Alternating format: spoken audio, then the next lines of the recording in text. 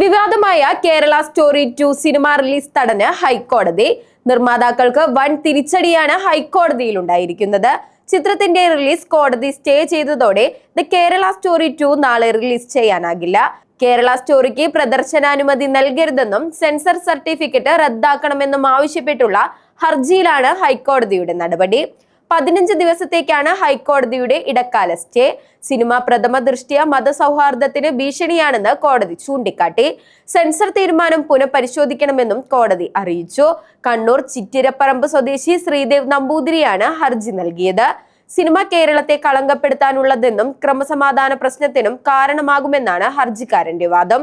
ഒരു പ്രദേശത്തെ ജനതയെയാകെ തെറ്റായ രീതിയിൽ ചിത്രീകരിക്കുകയാണ് ദ കേരള സ്റ്റോറി 2.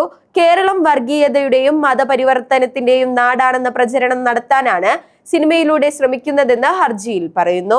തീവ്രവാദത്തിന്റെയും മതപരിവർത്തനത്തിന്റെ നാടാണ് കേരളം എന്ന് മുദ്രകുത്താനാണ് ഈ സിനിമയെന്നും ഹർജിയിൽ ചൂണ്ടിക്കാട്ടിയിട്ടുണ്ട്. ഹർജിയിൽ സെൻസർ ബോർഡ് അടക്കമുള്ളവർക്ക് ഹൈക്കോടതി നോട്ടീസ് നൽകിയിരുന്നു. അതേസമയം രാജ്യത്ത് നിലനിൽക്കുന്ന സാഹചര്യമാണ് സിനിമയിലൂടെ പറഞ്ഞതെന്നായിരുന്നു സംവിധായകൻ കാമ്യാക്യ നാരായണൻ സിംഗിന്റെ അവകാശവാദം.